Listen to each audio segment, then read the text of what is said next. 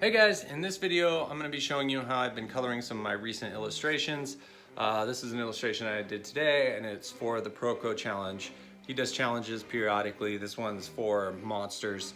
And so with this, basically I did a copic marker black and white version, which you could probably check out. I'll show you in this video.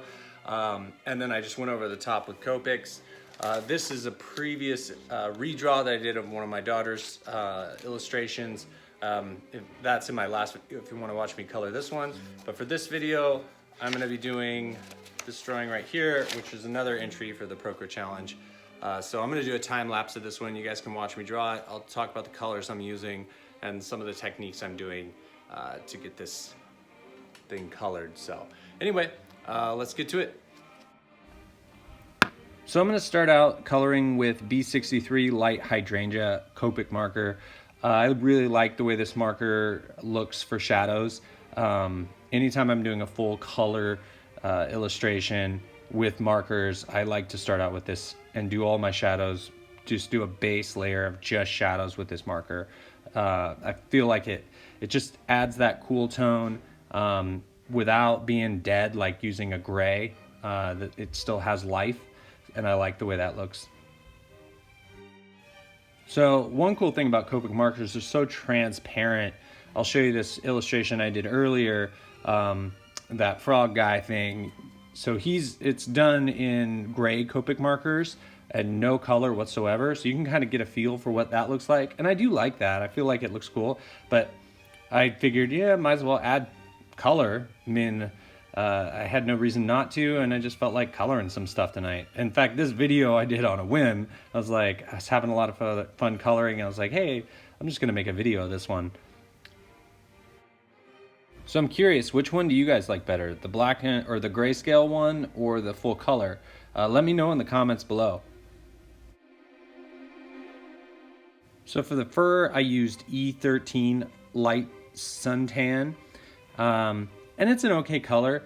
I feel like I wish I'd used maybe a little bit more muted of a brown so it wasn't so like warm. I feel like it kind of looks a little bit too alive for what this thing is. Maybe more of a gray brown would have been better. But I tried to knock that down, make him look a little bit more dead by giving him like this real pale skin color. And for that green that you see in his skin, that's G12 Sea Green Copic marker. So I did that, but then I wanted to warm up the skin a little bit, kind of give it like a weird zombie, like maybe there's some life in his skin. So I added a little bit of skin tone with E11 Barley Beige, and I also add a little bit of pink, R20 Blush, just to give it this kind of fleshy, blood-filled parts like around his eye and on the end of his snout. So right here I'm adding gray to the rocks, and that is W7 Warm Gray. And I feel like the gray is just, I needed to go over them with another color, and I ended up going over that gray with like a teal as well, just to make them not look so dead. I feel like grays and blacks, when I'm doing a color drawing, I don't like leaving any of them just flat. I like to layer some colors over the top, just to kind of bring it to life a little bit.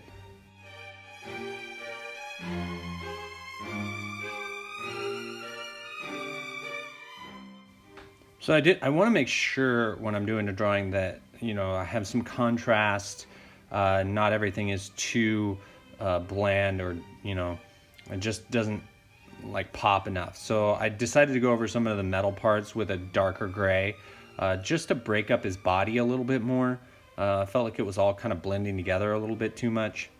One thing I wanted to do on him, because I used gray for the metal pieces, I wanted to have some like copper, but since I made his fur that kind of brown copper color, I just felt like that was going to be a hard thing to do. But I used a darker brown just to kind of get that copper look, and then I added some highlights with a jelly pen to kind of make it look shiny like metal. I feel like it was fairly successful.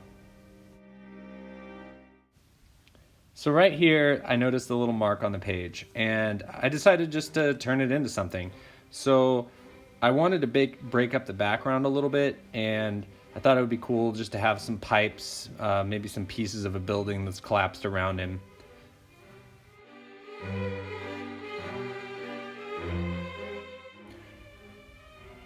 So right here, I just take a bowl. I did this on the redraw that I did of my daughter's character, and I did it on the other illustration. I like that really graphic element, adding like a shape in the background. I've been doing circles just because of the way these drawings were, but I feel like if I added, like, broke up the space of the background with like a rectangular, square, or just anything, even some strong diagonals, I like that graphic element to these illustrations, just stylistically.